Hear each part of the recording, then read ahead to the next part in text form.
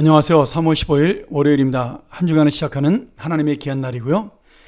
오늘은 누가복음 18장 15절부터 30절의 말씀을 가지고 고민과 지식을 넘어 실천으로 가는 믿음, 이런 제목으로 여러분과 함께 은혜를 나누겠습니다. 오늘 이 내용은 두 단락으로 구성이 되어 있는데요. 어린아이들에 대한 이야기, 그리고 부자 간원의 이야기를 같이 넣어서 하나님만을 의지하는, 다시 말하면 연약한 마음으로 부모님만 의지하는 어린아이를 하나님만 의지하는 순수한 어린아이의 신앙으로 대비시키고, 또 반대로 부자관리처럼 하나님을 의지하는 것이 아닌 자신의 소유와 권력을 의지하는 부자간원의 이야기를 대비시키면서 어떤 사람이 하나님 나라에 들어갈 수 있는가를 말씀하고 있습니다.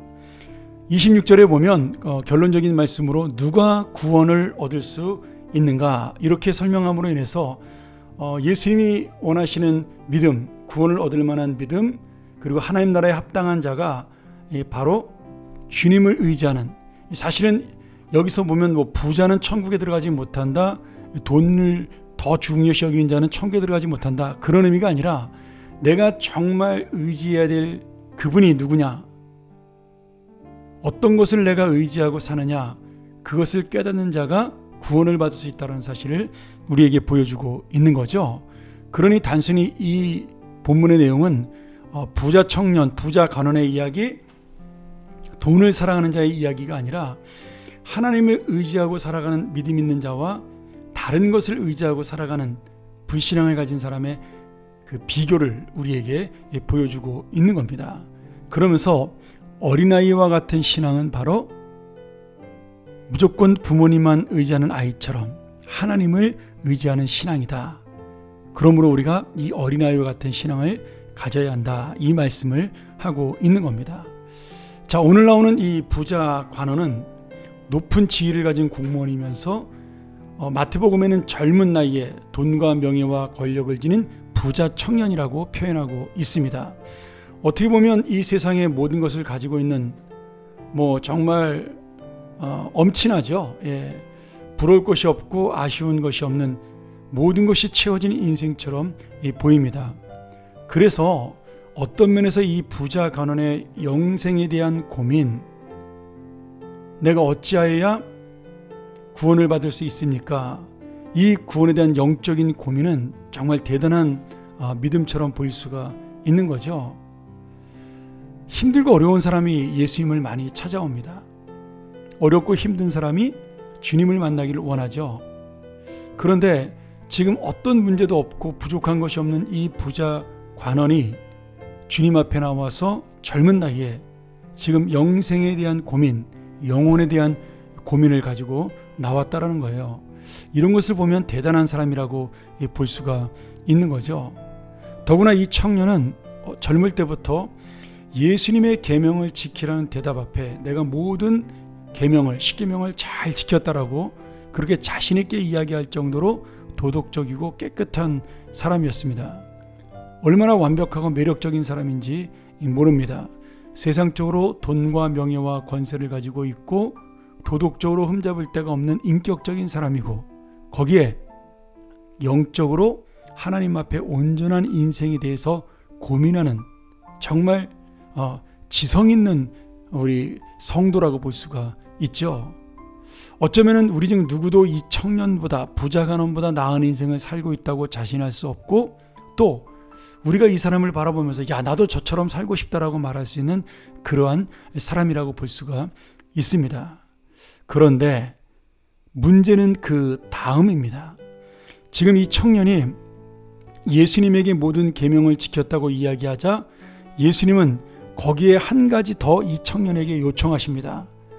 네가 모든 재산을 팔아 가난한 사람에게 나누어 주고 나를 쫓는 제자가 되라, 이렇게 요청을 하셨죠.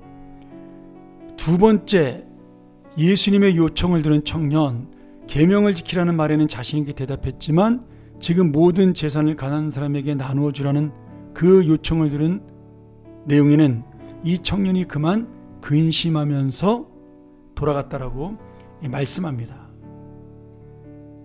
오늘 마태복음에 보면 여기는 근심했다로 끝나고 있지만 이 청년이 마태복음에는 근심하며 돌아갔다, 이런 표현으로 나오고 있습니다.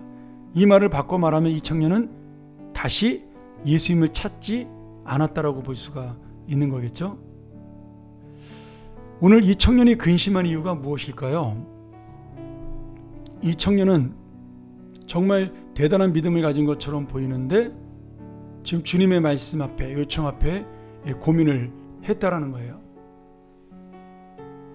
자, 분명히 이 청년은, 관원은 하늘의 영생을 얻는 방법을 물었고 예수님은 그에게 그 답을 말씀하셨습니다. 근데 지금까지 멋진 신앙의 모습을 보여줬던 이 부자 관원 청년은 더 이상 숨겨져 있던 자기의 욕심과 본성을 숨기지 못하고 내가 고민했던 그 세상으로 돌아갑니다. 분명히 이 청년이 예수님을 찾아온 데는 이유가 있을 거예요.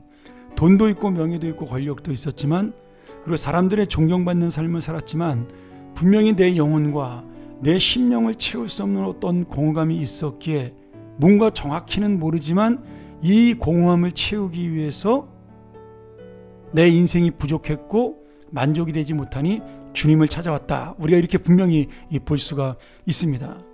예수님은 이 청년의 마음을 아셨고 그리고 그 영적인 진단을 분명히 내리셨습니다. 그런데 이 청년은 그 해답 앞에서 고민할 수밖에 없었던 거죠. 자, 우리를 한번 비교해 볼까요? 우리도 계명을 지키라는 1차적이고 기본적인 요청 앞에 모든 것을 지켰다라고 자신 있게 신앙적으로 이야기합니다. 이걸 우리가 다른 말로 말하면 종교생활을 잘한다. 주의를 지키고 11조를 내고 술, 담배 안 하고 교회 봉사생활 잘하면 종교생활을 잘하는 좋은 성도입니다. 주님은 이것이 부족하다고 말씀하시면서 우리에게 너의 인생을 다 주님 앞에 드려라, 이렇게 말씀합니다. 물론 모든 사람에게 이 말씀을, 재산을 다 팔아라, 이것을 적용할 수는 없죠. 모든 사람이 재산을 다 팔 수도 없고 모든 사람이 다 버리고 주님을 따르는 목회의 길을 갈 수도 없습니다. 그런데 주님이 이 청년의 마음을 볼 때 이 청년의 영적인 공허감을 채우기 위해서는 분명히 주님을 따르는 전적인 제자가 돼야지만 그의 마음에 만족할 수 있다는 것을 아신 겁니다. 그리고 지금 이 청년이 그 영적인 만족과 공허감을 채우기 위해서 분명히 포기해야 될 그 무엇이 있다라는 거죠. 그게 뭐예요? 이 청년에게는 재산입니다.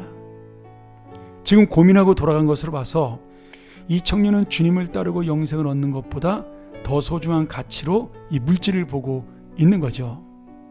우리도 마찬가지입니다. 우리에게도 주님과 바꿀 만한 고민될 만큼의 어떤 가치가 있는 것이 있을 수 있습니다. 물론 모든 예수 믿는 분들은 대부분 우리 주님만이 최고의 가치이고 영생이 최고의 선물이라는 사실을 알고 있습니다.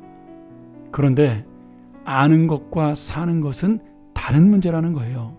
이 청년도 마찬가지죠. 지금 몰라서 그렇게 살지 않는 것이 아니라 알면서도 포기하지 못하는 겁니다. 우리는 어떨까요? 지금 예수를 믿는 것, 예수를 믿는 것은 예수를 안다라는 겁니다. 주님의 뜻을 안다라는 거죠. 근데 우리 역시도 지금 이 참된 가치인 주님의 어떤 영생보다 보이는 가치와 영생을, 이 청년에게는 돈이 그런 것이지만 우리에게는 어떤 다른 것이 그렇게 될 수 있다라는 겁니다. 여러분, 이 말씀 굉장히 중요한 말씀인데요. 예수님께서는 그 청년에게 무조건 희생하고 포기하라고 말씀하시지 않았어요. 약속을 주셔요. 마태복음 19장 21절에 보면 이 청년이에게 하지 않았던 다른 이야기가 나옵니다. 네가 온전하고자 할진대 가서 너의 소유를 팔아 가난한 자들 주라. 그러면 하늘에서 내게 보화가 있으리라. 우리 18장 22절에도 이 말씀이 똑같이 적용되고 있습니다. 그러면 하늘에서 보화가 내게 있으리라. 그리고 와서 나를 쫓아라. 오늘 우리가 하나님을 최고의 가치, 주님의 영생의 선물을 최고의 가치로 알고 내가 가지고 있는 가장 소중한 것을 주님 앞에 내어놓을 때 하늘의 보물을 주시겠다라고 보상의 약속을 주시는 겁니다. 저는 뭐 하늘의 보물이 우리에게 어떻게 내릴지 정확히 알지는 못합니다.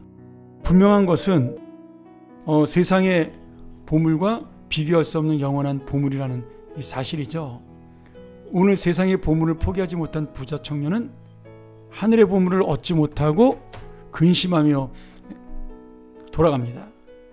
그리고 골치 아프고 힘든 영생의 보물은 금방 잊어버리고 세상의 보물을 향해 살아가는 거죠.